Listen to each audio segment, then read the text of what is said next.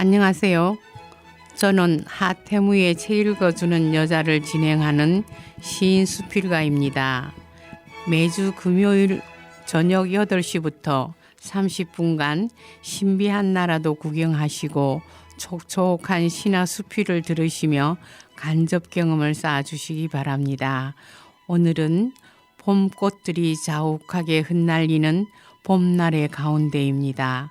하태무의 책 읽어주는 여자 그 7번째 시간으로 지난 시간에 이어 얼음을 깨며 바다를 가르는 쇠빙선 프람호를 타고 남극 대륙으로 갔었던 저의 기행문을 읽어드리겠습니다. 남해 FM 91.9MHz 앱과 유튜브, 페이스북과 저희 네이버 블로그에서도 들으실 수 있습니다.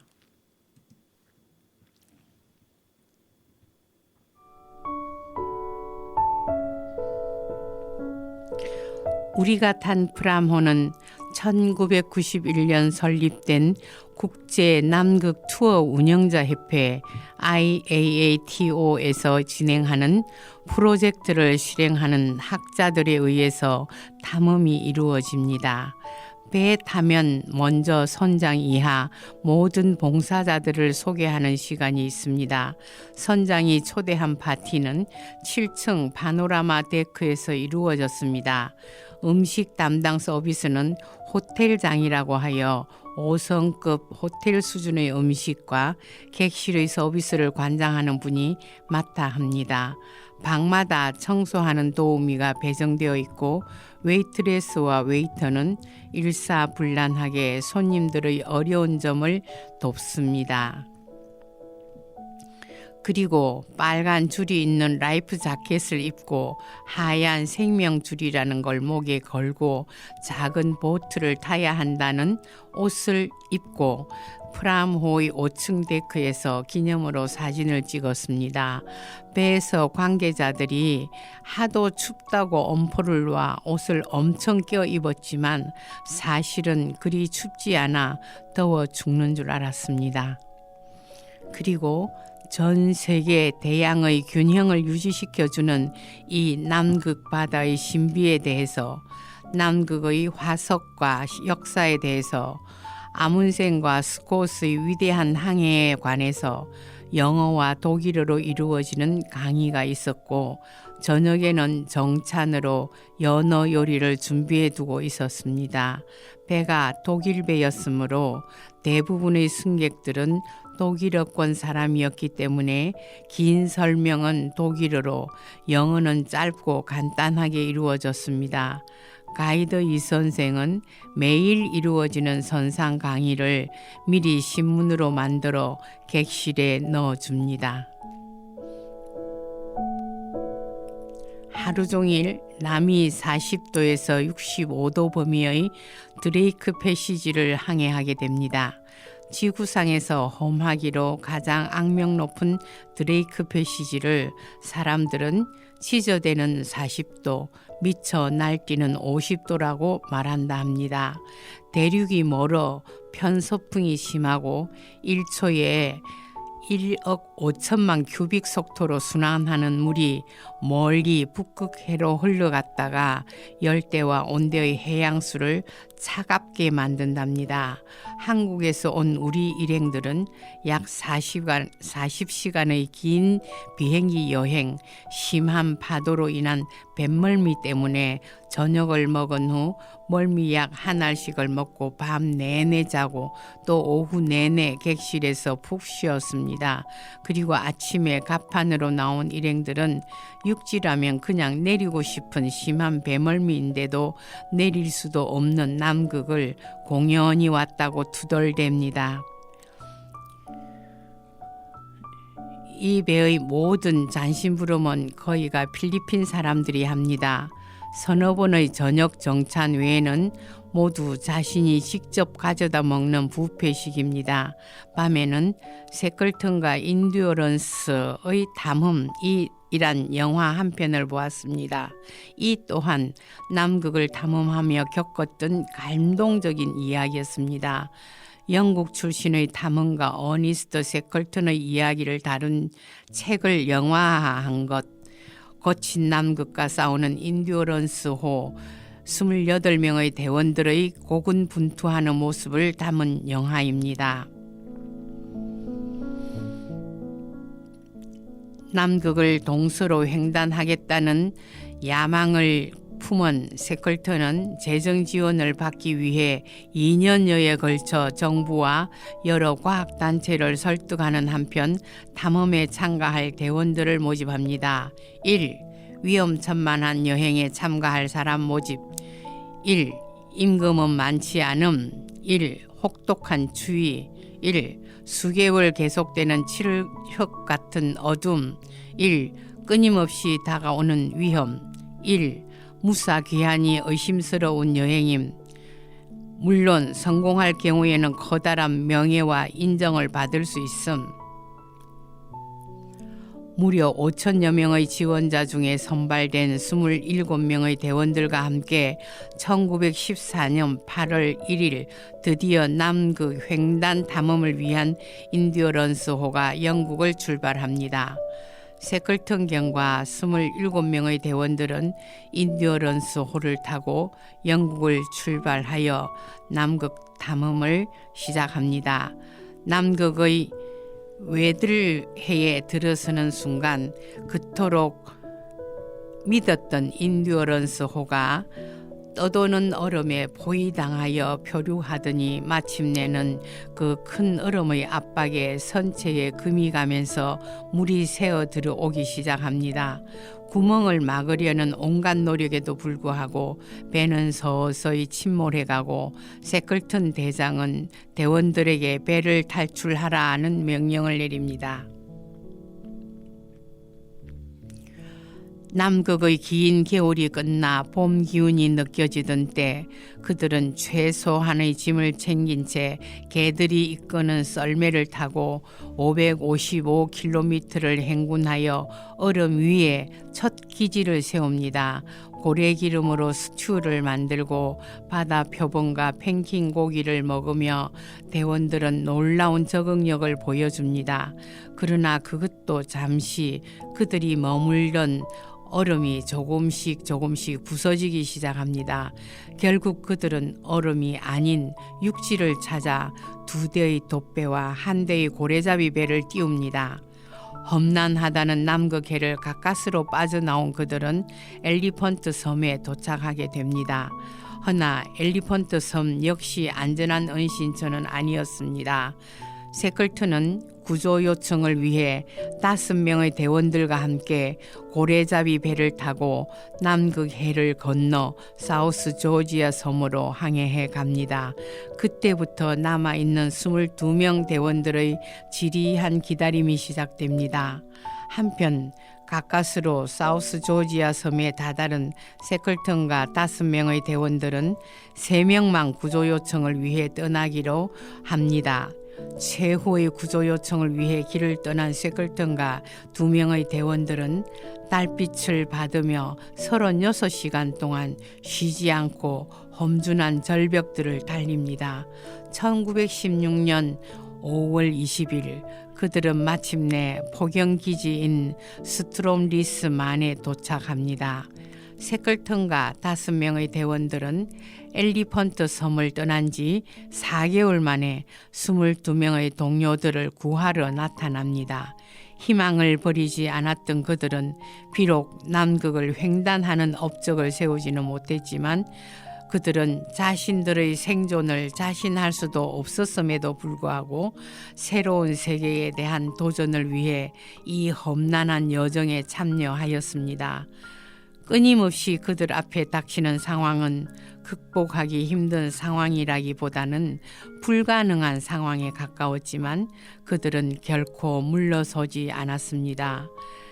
21세기의 화두는 이런 도전 정신입니다. 세컬턴은 비록 남극 횡단 탐험 계획은 실패했지만 죽음을 불사한 구조 작업 끝에 전 대원들의 구조에 성공합니다. 그의 서바이벌 리더십은 경제의 위기를 단순히 구조조정이나 감원이나 하는 이름으로 해결하려 하는 경제계나 진정한 리더가 사라진 정치계에 많은 것을 시사하고 있습니다. 그러기에 그를 지난 전년 동안의 가장 위대한 탐험가라고 BBC가 말했고, 세계의 여러 유명 신문사가 뽑은 가장 위대한 리더라고 합니다. 과학적인 리더라 하면 스콧이고, 효율적인 여행을 잘 하는 사람은 아문센이 최고이며, 여러분이 절망적인 상황에 놓였을 때, 출구가 없어 보일 때는 무릎을 꿇고 새끌턴을 보내달라고 기도하라라는 말이 나올 정도 위대한 리더가 새끌턴입니다.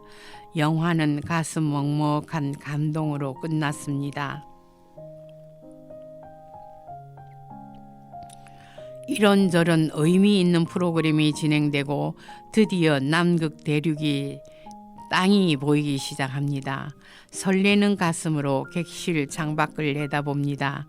노르웨이의 법, 남극 탐험협회 IAATO 및 남극 조약의 규약에 따라 모든 승객은 선상 안전 교육을 받아야 합니다. 여행 일정의 간략한 설명과 사전 랜딩 교육을 받습니다. 온몸에 물이 젖지 않은 옷을 입는 법, 라이프 자켓이라는 물이 닿기만 하면 저절로 부풀어 올라 물에 뜬다는 구명조끼, 사람마다 몸에 맞는 방수잠바 한 벌씩이 주어졌습니다.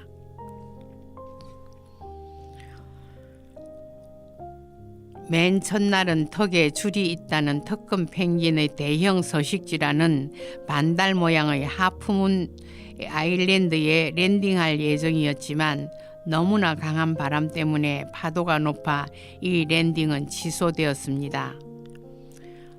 아무리 프로그램을 잘 짜도 이 남극에서는 기후 조건이 맞아야 제대로 육지 체험이 가능합니다.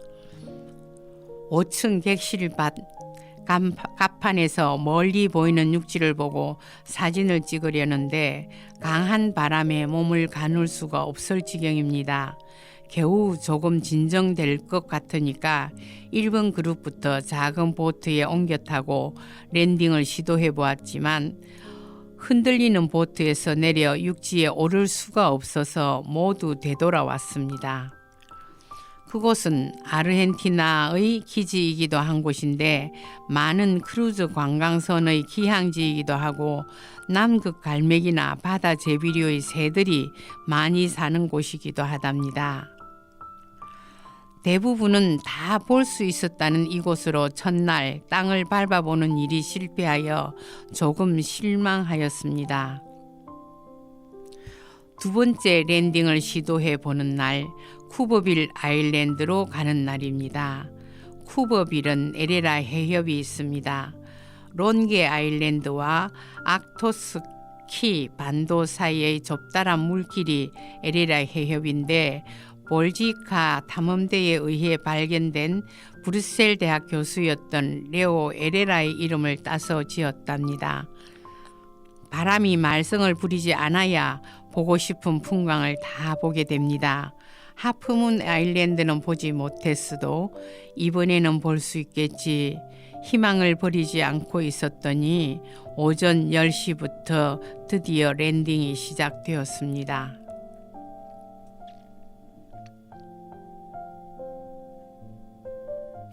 프람호에서 내린 8명이 타는 붉은 보트에 1조부터 6지로 이동합니다. 우린 5조이니 좀 기다려야 합니다. 쌀쌀한 바람이 불고 눈까지 조금씩 뿌리는 해안가로 가까이 다가가자 펭귄의 똥냄새가 진동을 합니다. 보령 부부는 새우 썩는 냄새라고 하는데 펭귄이 새우나 크리를 잡아먹으니 그 말인 셈이지요. 펭귄이 무수히 서서 사람들을 구경하고 있습니다.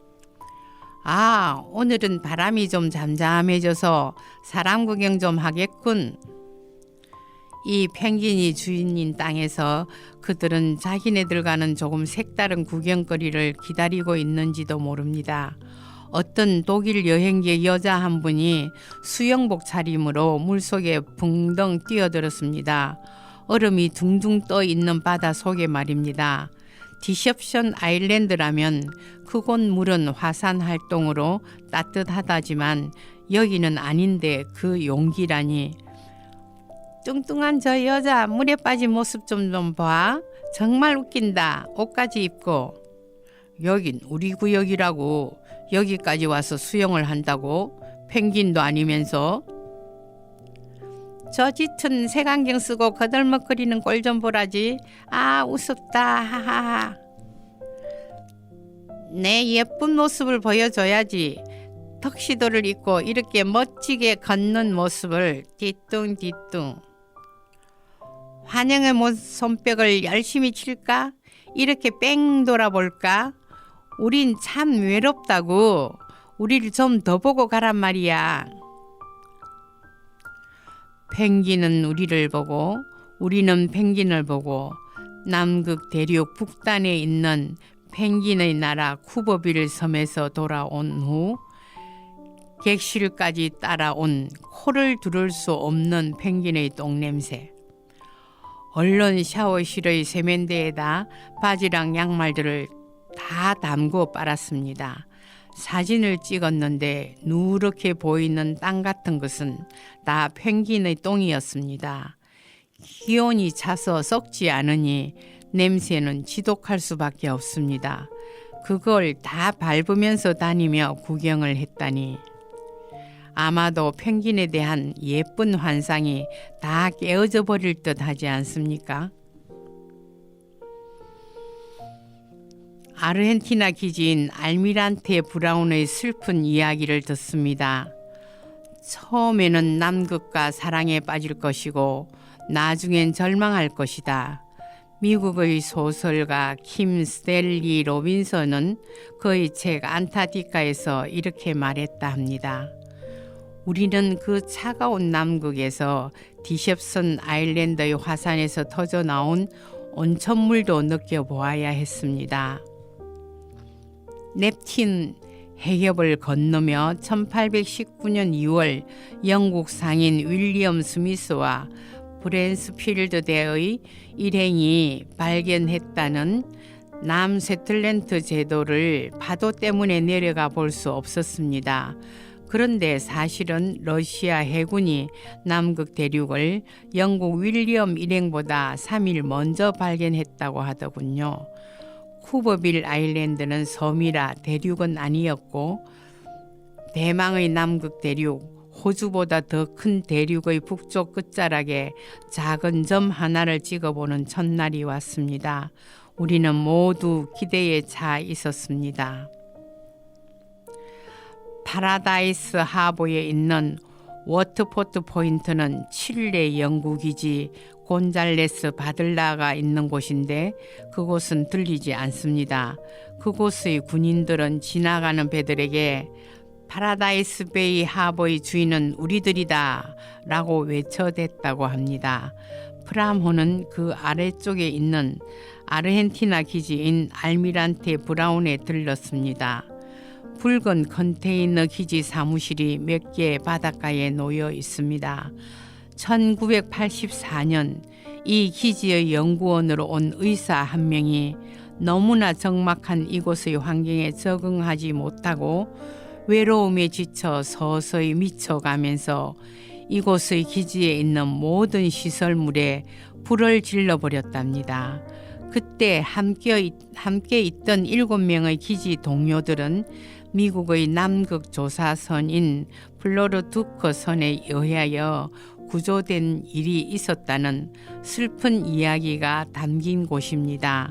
부두에 닿자마자 돌로 만들어진 둥근 돌굴 속 성모상이 인상적입니다. 외로운 무덤 하나도 쓸쓸히 바다를 바라보며 앉아 있습니다. 의사의 죽음 이후 기지의 재건을 위해 여름이 올 때마다 사람들을 보냈지만 최근에는 아예 문을 닫고 상주하는 사람은 아무도 없다고 합니다. 우리가 경험한 남극 대륙의 첫 모습은 이리도 슬픈 사연을 안고 있었습니다. 부두에서 조금 위로 오르면 하얀 눈으로 뒤덮인 높은 산이 치솟아 있습니다.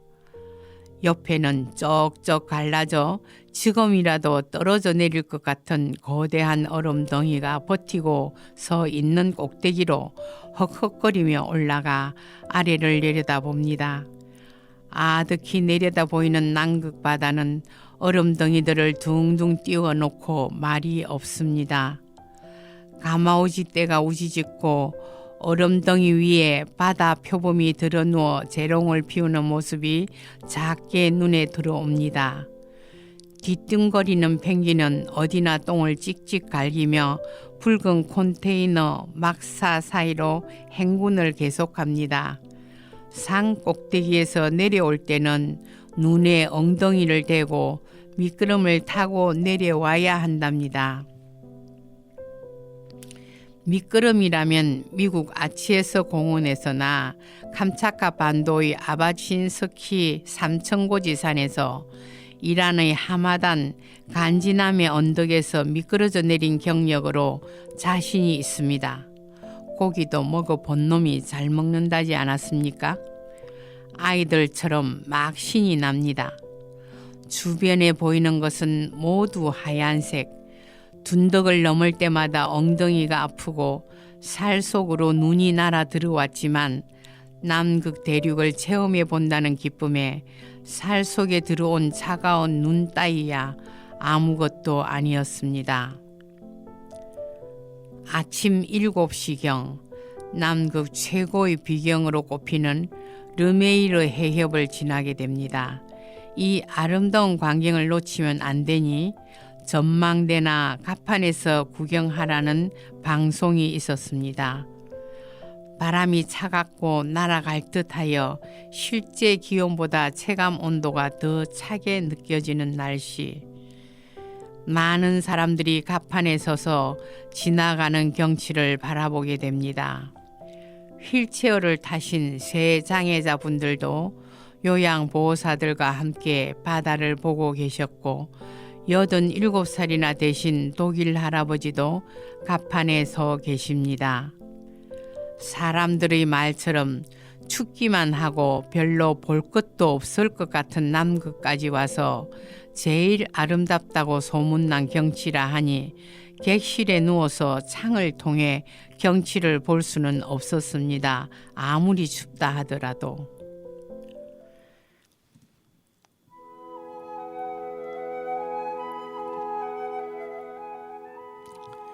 시 한 편을 지었습니다. 르메이르 협곡을 지나며 하태무. 산은 처음에 누가 만들었으며 바다는 처음에 누가 지나갔는가. 용암으로 된 좁은 절벽 사이 거대한 산봉우리가 웅장하게 솟아 7 자매라 하네. 7 선녀의 전설이 숨었다 하네. 강한 바람이 길을 막고 얼음덩이가 협곡을 막아 어쩌면 지나가지도 못할 협곡을 프람호가 얼음을 깨며 지나고 빙산도 지나고 거대한 봉우리가 치솟아 겸허하라. 언제나 감사하라. 살아있음에 이 미지의 남극을 보지 않느냐. 일부러 보지 않아도 보이네. 일부러 듣지 않아도 들리네. 파도 소리, 바람 소리, 스치는 얼음, 빙산, 빙벽. 용암의 절벽에 덮인 얼음. 르메이르 아름다운 협곡, 태고의 전설을 저절로 듣기도 하고 저절로 보기도 하며 배는 지나네.